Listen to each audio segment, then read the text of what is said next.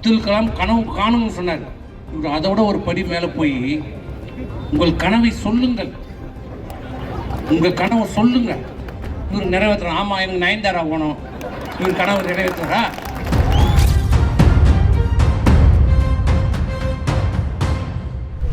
ஒருதலைபட்சமாக செயல்படுகிற இப்படிப்பட்ட அதிகாரிகளை தேர்தல் ஆணையம் நடவடிக்கை எடுக்க வேண்டும். இந்த 5 ஆண்டு காலம் இந்த தமிழகத்தில் நடத்தி கொண்டிருக்கிற திமுக அரசு, திரு ஸ்டாலின் தலைமையிலான அரசை தூக்கி எறிகிற, அப்புறப்படுத்துகிற ஒரு அருமையான வாய்ப்பு நமக்கு கிடைத்திருக்கிறது. வருகை தந்திருக்கின்ற அனைத்து பொறுப்பாளர்களும், அனைத்து நிர்வாகிகளும் ஒற்றுமையாக இருந்து பணியாற்ற வேண்டும். யார் வேட்பாளர் என்பது நமக்கு முக்கியம் இல்லை.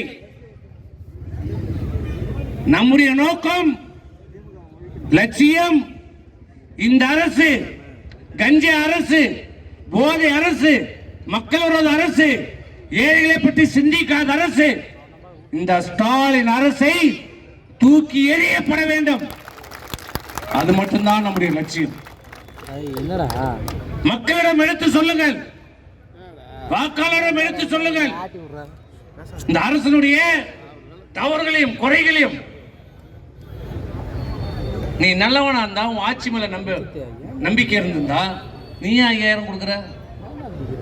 யார் வீட்டுக்கு காசு கொடுக்குற? யார் வீட்டு காசு கொடுக்குற?